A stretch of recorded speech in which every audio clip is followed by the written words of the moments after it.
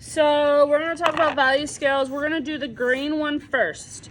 So when we do value scales, we are learning how to mix colors because we don't have every single color under the rainbow. So I don't have a regular green. I mean, I have a regular green, but I don't have a lighter green and then a lighter green and then a really dark green and a really dark green. All I have is one green. And we have to use this one green to make all the greens that we need. And if we paint everything in this one green color, is it going to be exciting? No. No. So we have to be able to mix colors into different values. Different values means lights and darks.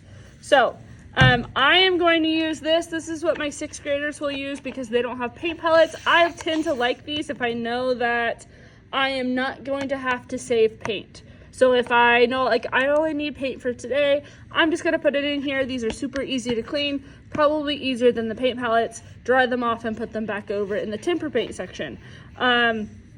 If you know that you need to save your paint, or you might need to save your paint, go ahead and use your paint palettes, put your lid on, put it in a bag, and it will stay for about a week. When you get out paint, you have to make sure that the top is not crusted over because all those crusties will get into your paint. So you're going to clean that off.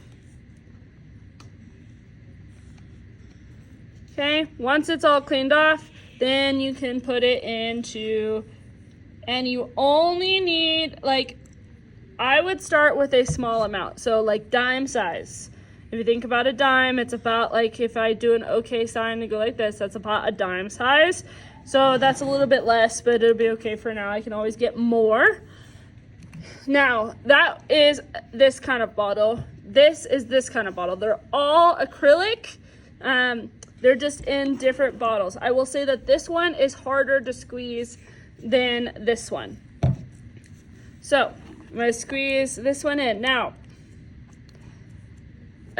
if you just need a little bit of squeeze, I go ahead and hit it to the bottom and then squeeze. I would not hit it on your paper. I would not hit it on your table. If you just rock it like this, it will come down. When you hit it, you actually leave paint splatters on the table or on your paper.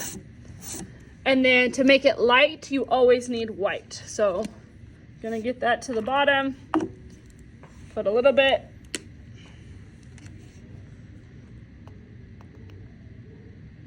And again, if you need more, we can always get more. So I always like to start with a little bit. You also need a mixer. This is what a mixer looks like, okay? It will mix your paint together. Now you're wondering, how am I gonna make this dark if I don't have black? Well, you can mix the opposite color to make your color darker. You don't always need black. If you use the opposite color, it will actually make it look more like a shadow and less like complete black. So let me get out a brush. Use this one. Okay, so it doesn't really matter what brush you use. Since these squares are a little bit littler, I'm gonna use the littler green brush instead of like a bigger red. So this would be hard to fill in all the sections. These ones would be better for this section. So that's why you choose the brush that you do. I always like to start with the plain green and fill in that section. Now, painting. You do not get paint in the metal part of your brush. You only need it on the very end of your brush. The way I teach my very little kids, my pre-K kids and my kindergarten kids, is a paintbrush is like a ballerina. It always likes to be on the tip toes, not on its butt. So tip toes would look like this, where it's like gliding across your paper. The butt would look like this. And we don't want to do that to our paintbrush. So the butt would be pushing it way too hard. Okay.